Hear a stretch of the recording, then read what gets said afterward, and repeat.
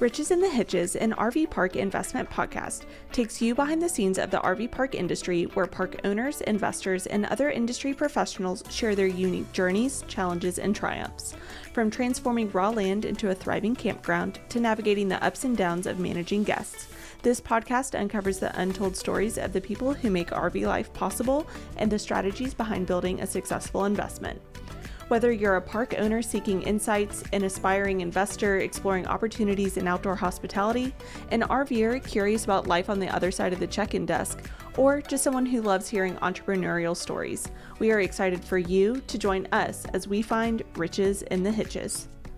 Listeners, welcome to Riches in the Hitches. We got Craig Alsup, which he's just informed me the best way to remember it is Craig Alsup, and he is the owner of Askews Landing RV Campground. Craig, welcome to Riches in the Hitches. Hey, man. Appreciate it. I'm excited to be here.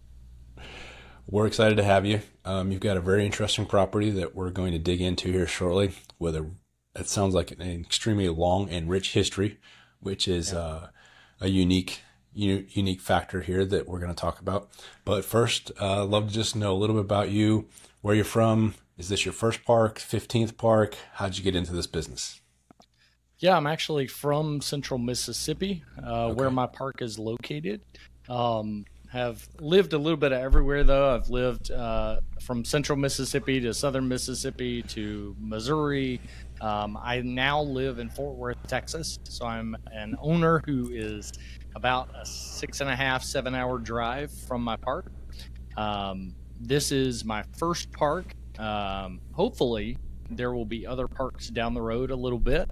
But it's been a work in progress, this park has, so it's not something I'm trying to jump into another park super fast on. That sounds like a pretty wise decision.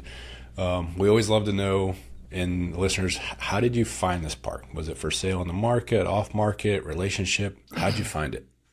Yeah, it was through a relationship that my parents had, actually. My mom and dad used to camp at this park. Actually, strangely, the park was alive and kicking when I was living there, and we didn't know anything about it somehow. And my parents found it after I moved out of the house. They were looking for something to do with their time, and so they bought an RV. They found this park about 30 minutes drive from their house and started camping there, and did that for years and years.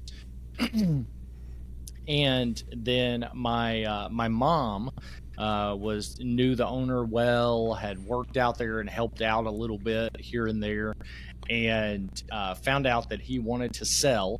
And she thankfully found out before it was on the market officially. And so I was early in the game as far as getting in touch with him and checking it out. Awesome. So off market, kind of ish. Yeah. Off market. Yeah.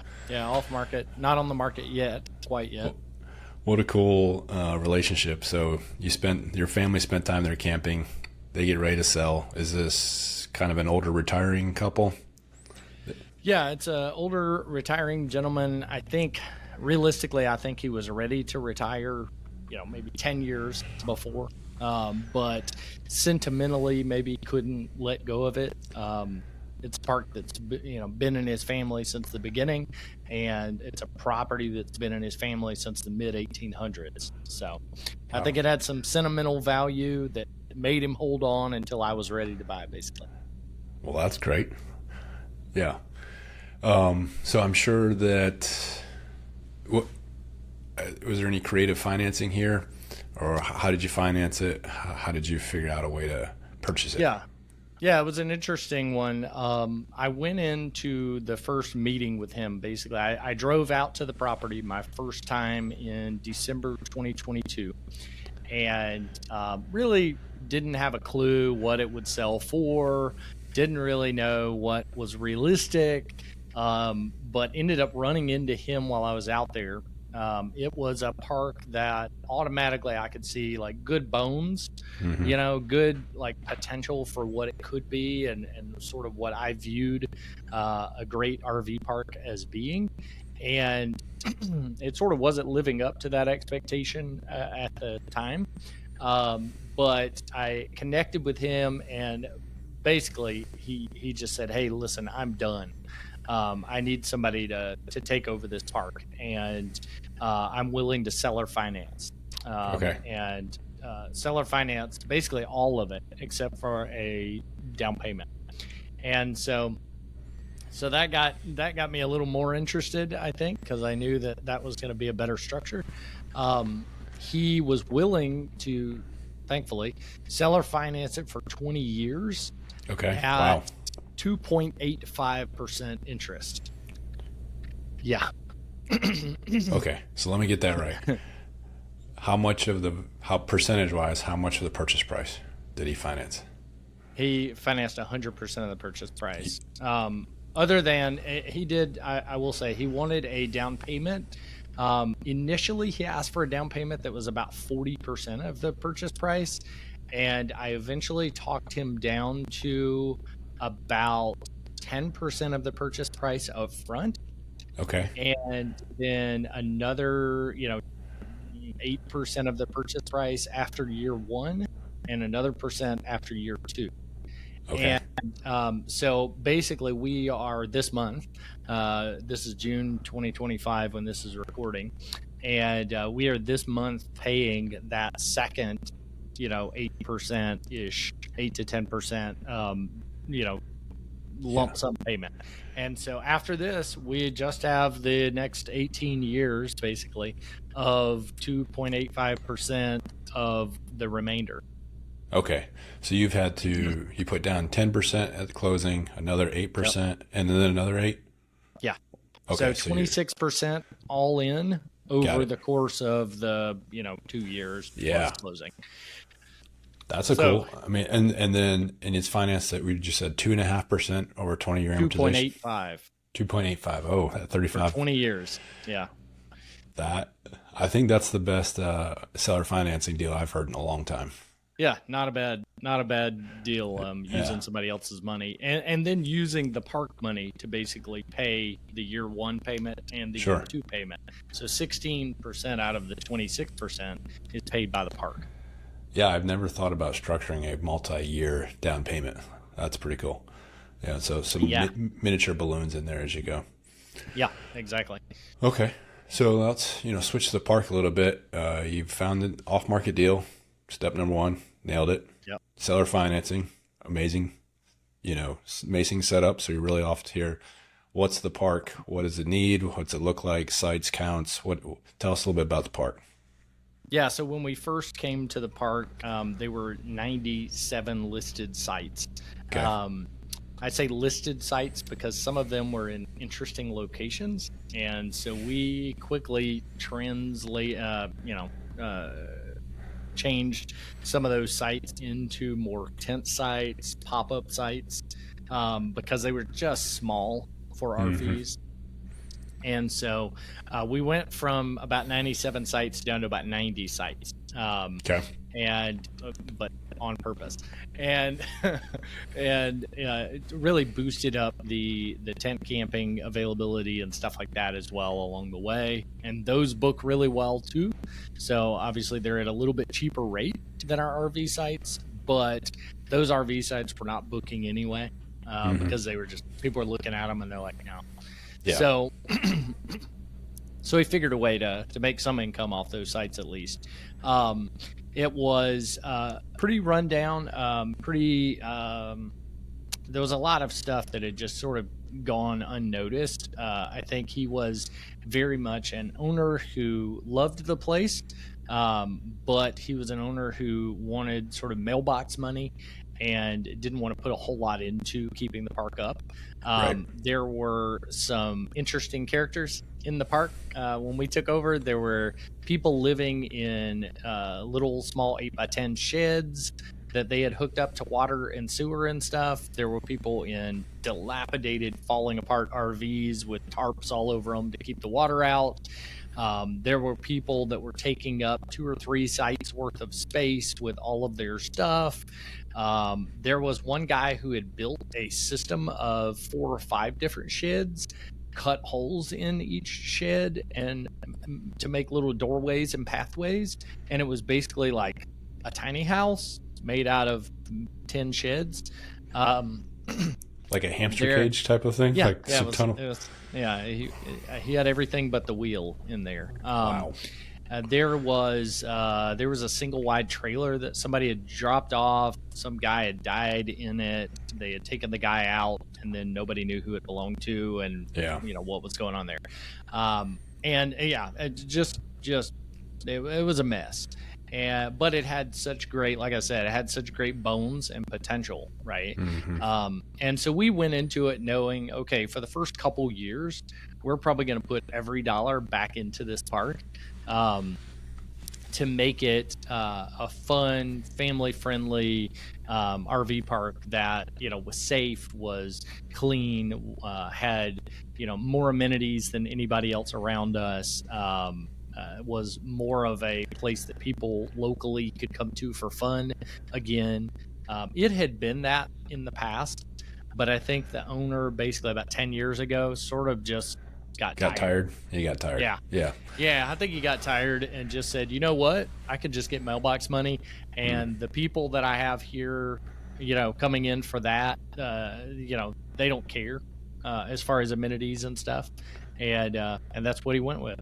Yeah. So when you bought it, was it primarily, long term, like everyone's living there full time? Yeah, it was. It was, everybody was living there. There was no website. There was no social media. There was no reason for him to do any marketing, because it was just people that, knew a friend who needed a place to live for cheap. What were the rates when you took over? It was weird. It was like kind of good old boy kind of stuff. He had people that were paying $100 a month, leaving their RV on a site and just showing up on the weekends and giving him $20 whenever they showed up. He had people that were paying $200 a month, just flat fee, and they were staying there.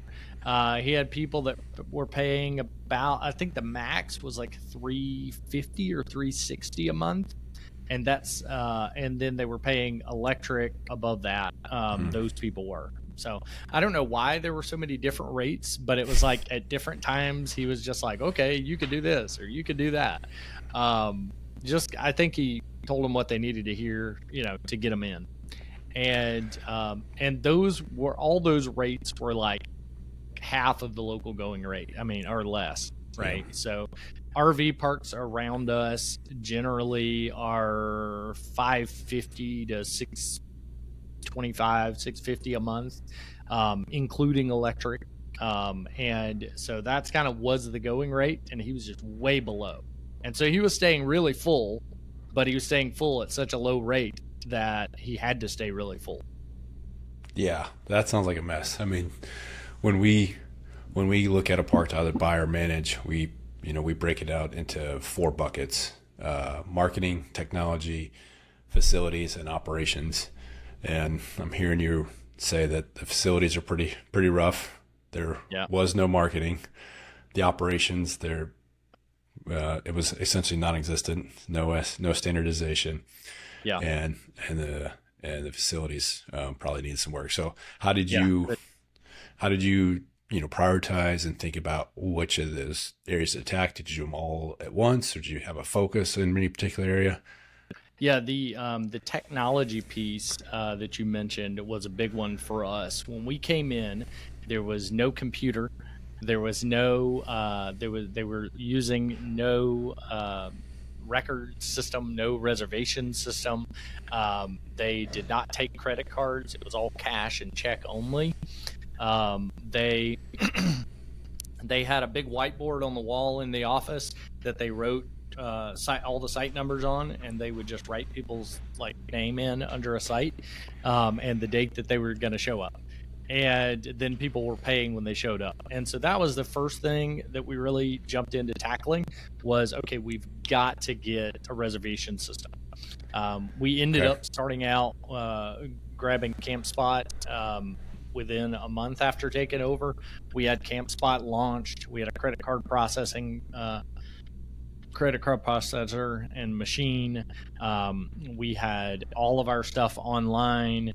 I had built a website. I actually have a little bit of a side hustle with website development and stuff Okay. that I've done, and really started to build out listings and stuff across the web. So it was really simultaneously, it was the infrastructure for marketing and stuff like that, and then it was getting those payment systems and stuff like that, electronic records up and going.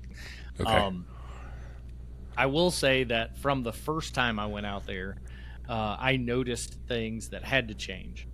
Okay. And so it took us like 6 months to close after I talked with him the first time.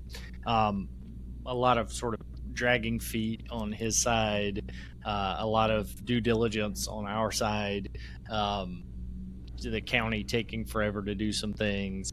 And so that 6 months gave me a bit of a lead in to be able to go out to the park several more times and to just walk around and make a list of things that had to change. Right. So tech-wise, actually have a website, Yep. a reservation, booking. You guys went with CampSpot. Facilities, what were the steps there? Yeah, so we had sites where we had just burnout plugs. We had sites that there were water leaks here and there. Just stuff that had just gone unfixed. There were the funniest thing that we found was, or one of the funniest things, we found that for trash, they had all these trash bins, 50-gallon drums all over the park, like 50 of them. And they were putting big plastic, black plastic trash bags in there. And once a week, a guy was going around and he was collecting all of those into a trailer. And then he was going to put it in a dump trailer that had like a cage built around it. And that trailer, the axle was broken and one of the tires was flat. And so he would pile up this trash throughout the week. He would pile it up in this dump trailer. And then on Sunday night, Monday morning at like 3 a.m., he would hook the tractor to this dump trailer and he would drag it through the gravel road through the park, which had to make one heck of a noise, with its broken axle and flat tire. Naturally. Right. And he would drag it out to the road, which was about a quarter mile away to the main road. He would dump all these bags of trash on the ground. He would pour a gallon of bleach on it to try to keep animals from digging into it. And then a few hours later, the trash truck would come and the trash man, the people working on the trash truck would have to load all these bleach covered trash bags full of trash onto the trash truck. And they did that every week for years. I'm speechless. I think I'm speechless. And so when I heard that, I was like, A, I'm not going to make any employee of mine ever do something that menial and stupid again. B, I'm not going to make the trash truck driver or, employee do that ever again. And C, I'm not going to have, at 3 a.m. a tractor driving through the park with a broken down trailer attached to it, dragging half the way. And so we immediately got waste management in, got a couple big dumpsters in, and got rid of all but about 10 of those barrels that we sort of strategically placed around the park for the places that, were furthest from the dumpsters. Yeah, that's a new one. That's interesting. I don't think I've heard that one before. That is indicative of what we found in a bunch of different areas of the park. Yeah. Everything needed cleaning. Everything had, all the wooden structures had vines growing up over them and stuff that This is pretty distressed property. Then. Yeah, the insurance guy came out and was like, dude, I had no idea it was this bad, and he was like, you got to fix this, this, and this, right? So we immediately started pulling vines off. We started pressure washing everything, painting everything, fixing, like I said, water, electrical issues. There were, there was a lot. This sounds like a Major turnaround. It's a fun project. It's a fun project. But That's a good way to put it, for sure. Well, where is it now? What have you created? Tell us a little bit about it now. Yeah, I was going to say, thankfully, like I said, I live in Fort Worth, Texas, right? So I'm 6.5, 7 hours away from my park. I get there once a month-ish for 2 or 3 days. So I can't take credit for most of the hard work that's been done out there. I can take credit for a little bit of the thought and the vision casting and training and development kind of stuff.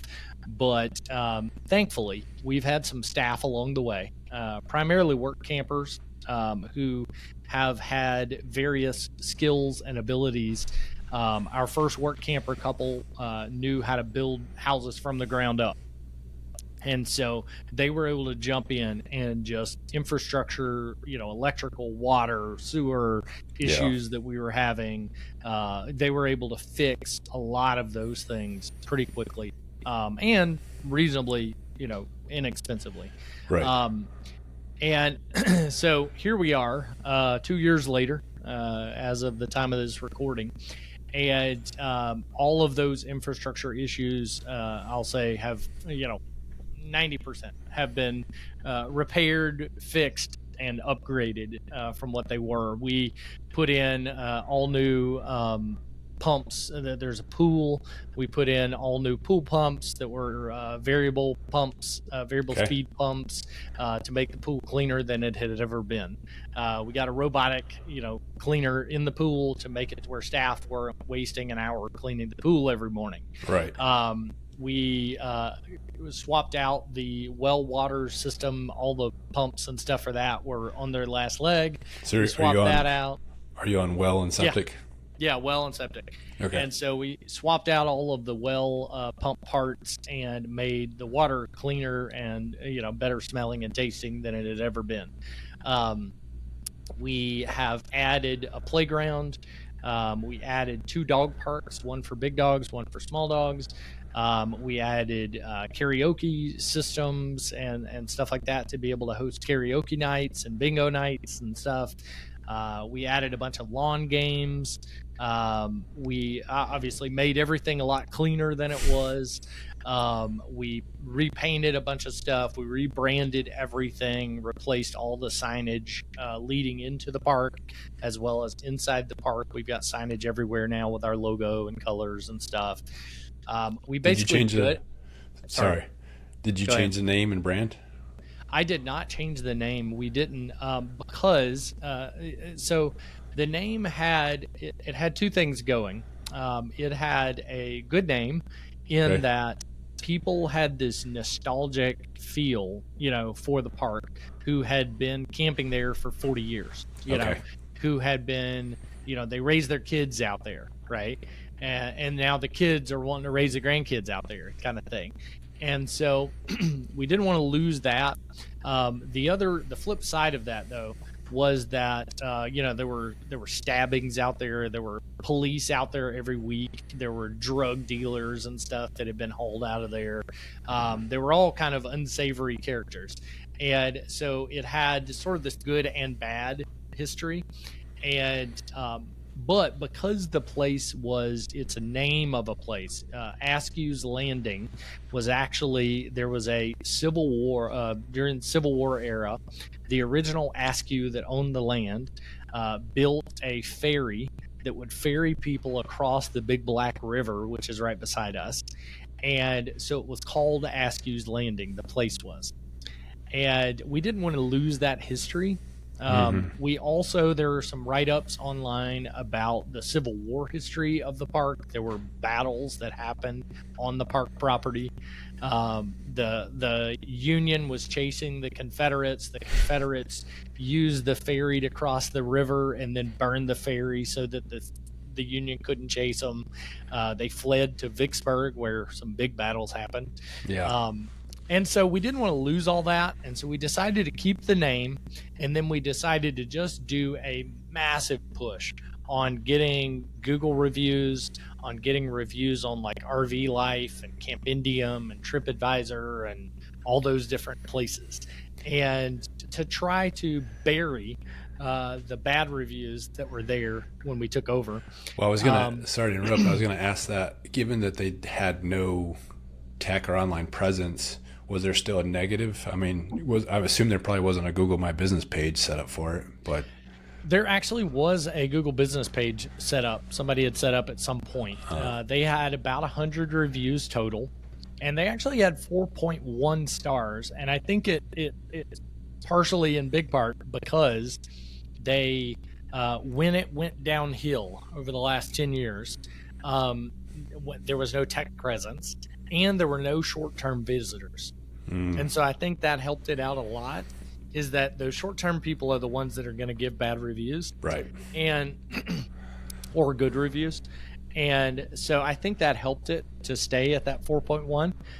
But it had 100, I think it was actually 108 reviews when we took over. And we just hit 800 yesterday. Congrats. So in 2 years, we've added about 700 reviews. We've gone from 4.1 stars to 4.7 and going on 4.8 pretty soon, hopefully.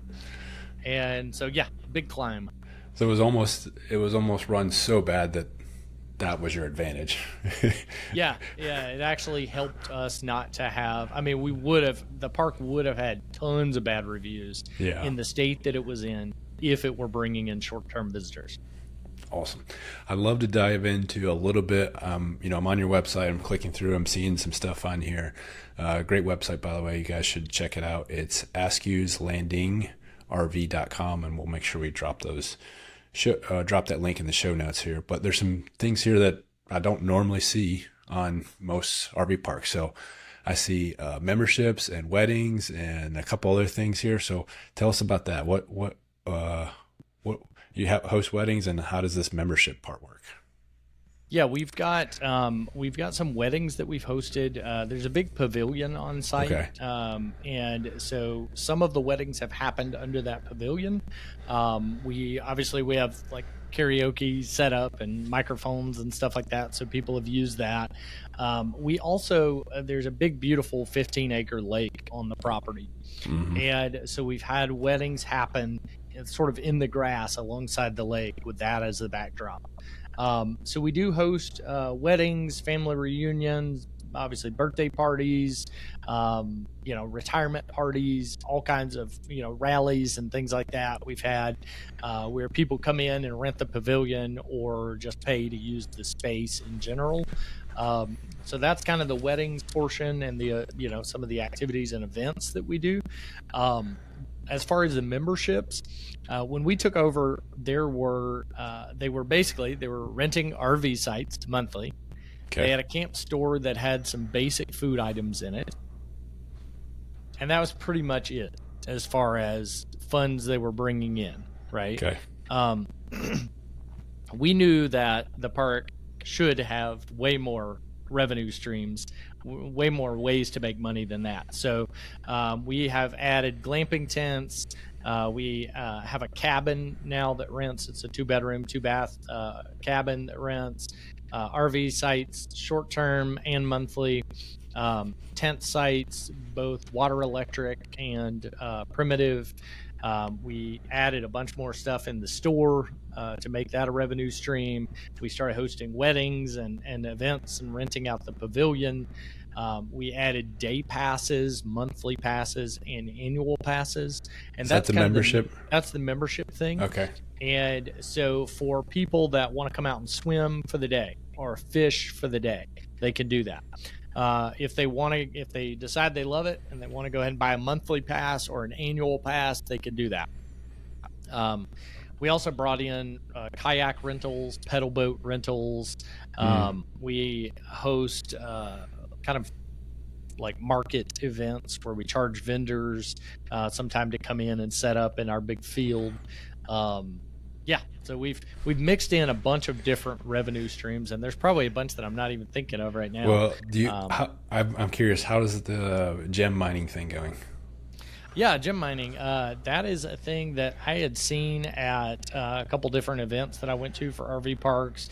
I had seen people mention that online on Facebook groups. That's where I get most of my information, it seems.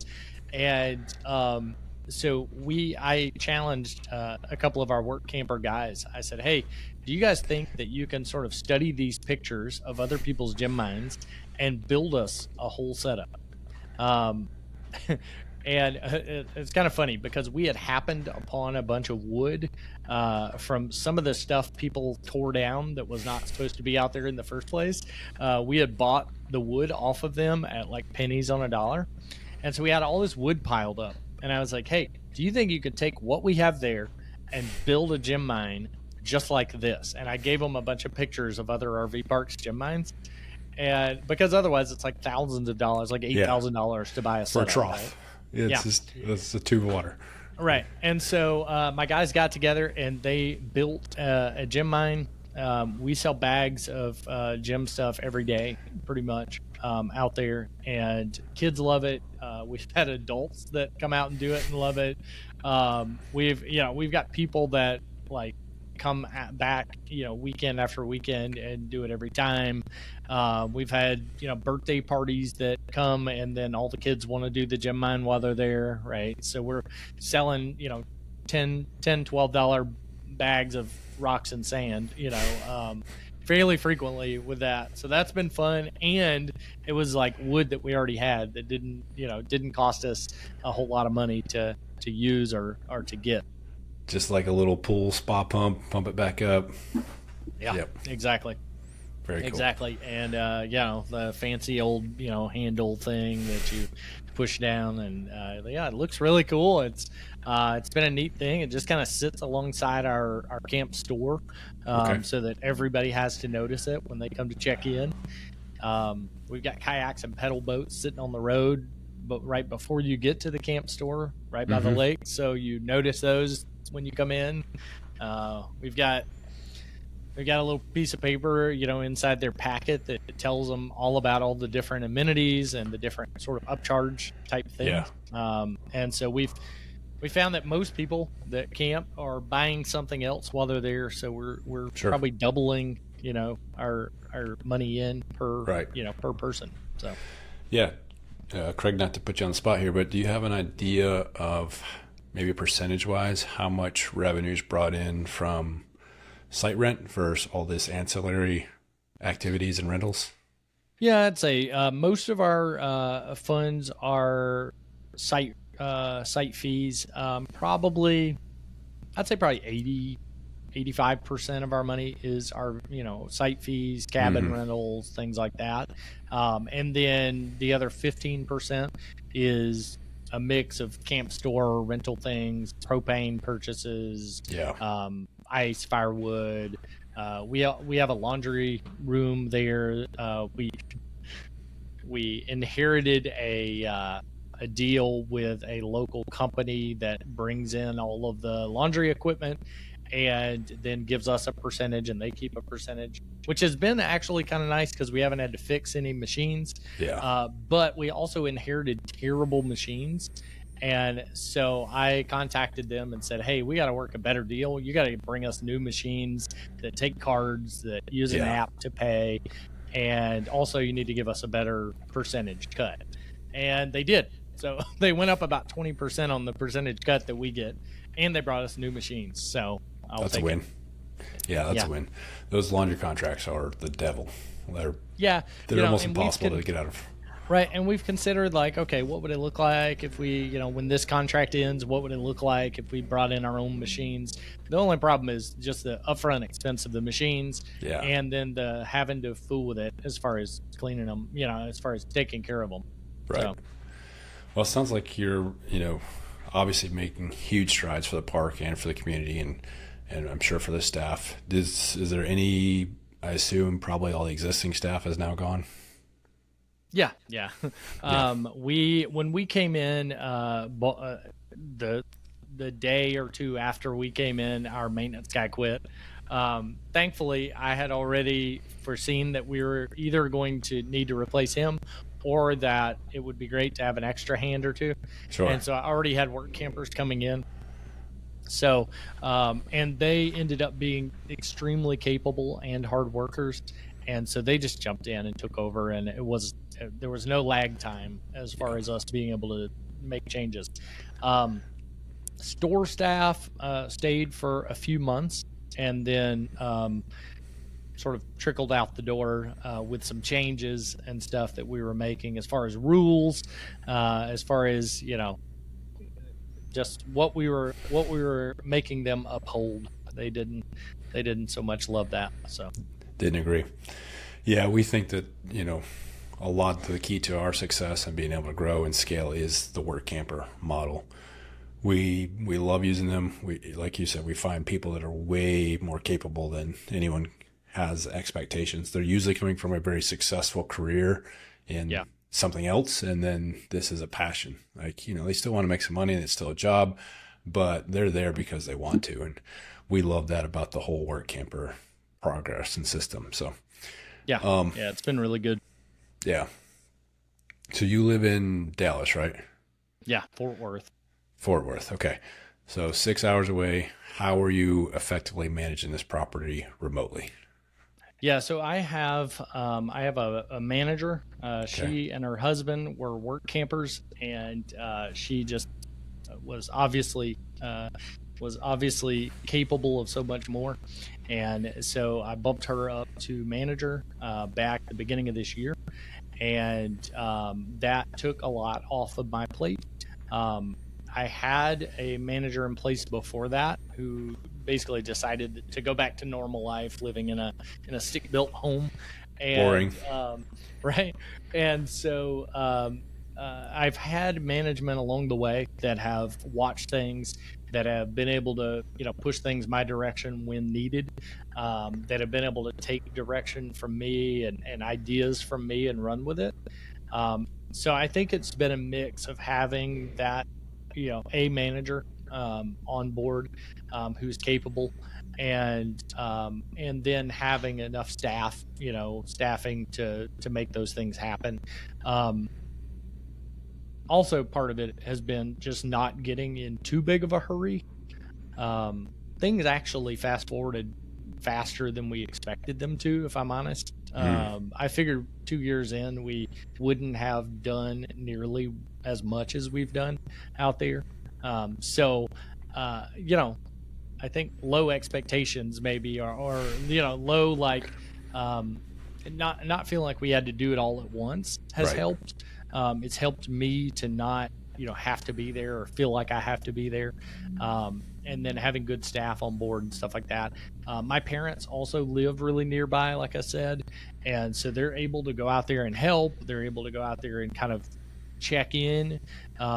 Sometimes that gets a little hairy and a little weird, but for the most part, it's been really helpful in me sort of getting not only one side of how things are going, but from my parents' side, getting a little bit of extra knowledge.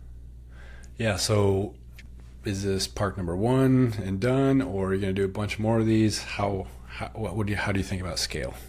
Yeah, this has been the one that, I try to figure out some things on, right? I've been my whole life a bit of a serial entrepreneur. I just really love looking at something and seeing what it could be, and taking it from what it is to what it could be. And so that was actually what really drew me to the park, was the fact that there was a lot to do. And there was a lot of opportunity there, that I felt like was going unused, right? And it was just an underutilized space and business. And so that was what drew me to it big time. So I think, if I find something similar, it doesn't have to be as good of a deal, because I think this is a once-in-a-lifetime deal. But I think if I find something similar that needs a little elbow grease and needs a little effort and some thought, then it'll be interesting enough for me to jump onto another one. I hope that comes my way. So, yeah, I pray it does as well. Do you think you'll hang on to this one for a long time, or get it stabilized and resell it? Yeah, I've been asked that question a few times. I honestly, I feel like we're still going up, right? So revenue is still increasing almost basically every month. Revenue is better than the last, and so we haven't found a ceiling, um, and I don't know that we will for a while. Honestly, my initial leaning is to hang on to it, maybe to do some sort of interesting drawing out some money out of the property without offloading the property in order to get into the next one, Sure. something like that on down the road a few years. But yeah, I think the possibilities there. If somebody walked in and gave me $5 million or something tomorrow, I'd probably have to reconsider. But if all things keep going the way they are, I'm pretty happy with hanging on to it. Awesome. One more kind of in-depth question here, or specific question about the park. Talk to me a little bit. I see some stuff here about like a kids camp or summer camps. What are you doing there? Yeah, so we're constantly trying to find ways to support families coming out to the park, to get more people to know about us, and like I said, to have those ancillary revenue streams that just are an additional thing and something that's fun. And so I grew up going to like Boy Scout camp and stuff like that. My kids have gone to church camp. And so I kind of looked at the property that we have, and I'm like, man, we have all of these great amenities. We have all this great stuff for kids to do. We have during the week times when we're not super busy, and I happen to know a lot of people in the area that could, come out and help and teach crafts or, teach a sport or a game or something like that. And so we decided to launch this summer camp idea for kids, kind of those like, I think we put it like 7 to 12 or 7 to 11 or something like that. And to let kids come out and experience camp and, do some fun, nostalgic, sitting around a campfire kind of things, to do some, fishing and swimming and playing lawn games and bingo and crafts and, sports in the field. We kind of have a big field that we could do like kickball and things like that. And, just to kind of break it up a little bit, make it to where, a campground doesn't have to be just RV sites lined up one after another, and that's all you get. So. Is it a day camp or are they overnight? Yeah, it's a day camp. We plan on we're going to offer at the tail end of it, like it goes Monday through Thursday, and then we're going to offer like a Friday night family camp out, for everybody to come and bring their RV or their tent and just camp out and hang out together and spend some time as a group and kind of invite the whole family for those. What a great idea. I mean, it's pretty cool. Is this the first summer you're doing it? Yeah, it's the first time, hopefully, of many. The goal is that, after we get through this first one, to kind of, configure whether or not we can make another one happen at the very end of summer, this summer. Okay. And then hopefully that gives us a good launching point and a good sort of structure for going forward, so that maybe we do a, school fall break thing. Maybe we do a spring break thing. Maybe we do 2 or 3 during the summer. But really just sort of build it out in those times when kids and families in our area are looking for something to do. Yeah, that makes sense. Well, a little bit harder question here. What's been the most challenging? What's been your biggest struggle? The most challenging has been, some of it is dealing with people, and you're implementing rules that people have never had to follow before. We were deciding like how strict we wanted to be and when, how fast we wanted to go up on rates and when. And, some of these people had been out there for 7 years, and so on the one hand, you're like, okay, this is a business. I need to do it. I need to do what's best for the business. But on the other hand, you're like, okay, I'm also uprooting people, and so it's been trying to find a balance between those things. We knew that a lot of the 70 something people that were at, 70 something sites that were full when we took over, we knew that a lot of those really needed to be somewhere else. And it was just deciding on a time to make that happen. The other thing that's been really difficult has been deciding, kind of along those same lines, but just overarchingly, deciding when to do what, when to spend money on, adding those glamping tents that were not cheap. And, when are we busy enough to start to do this or that? And so those have been the things as a new owner for an RV park, that have been some of the most difficult, is just deciding when, how quickly we could move or wanted to move. Yeah. It's tough. That whole struggle that you're facing, where it's coming into a new park, you want to make improvements. You have to improve the property. You also, to be blunt, right, you have to improve the guests, tenant base, right? Yeah. And that's a struggle, and it's something a lot of people weigh on.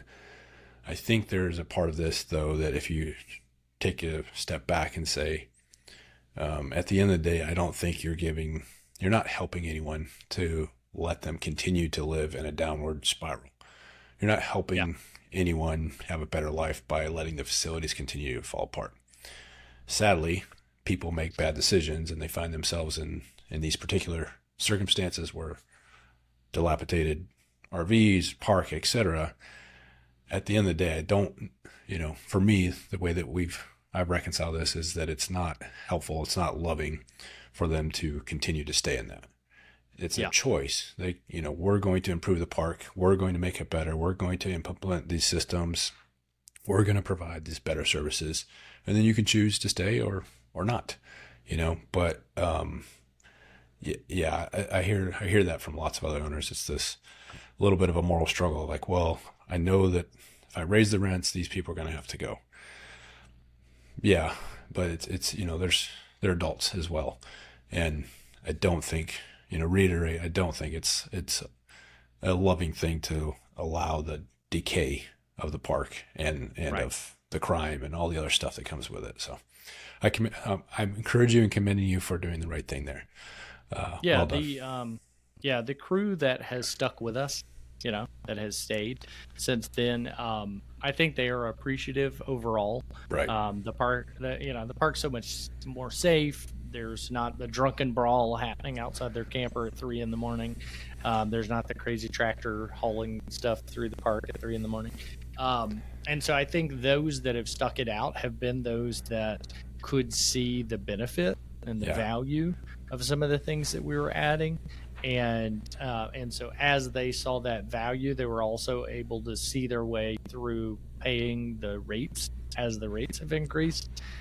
Now we are at the average monthly rate for our area.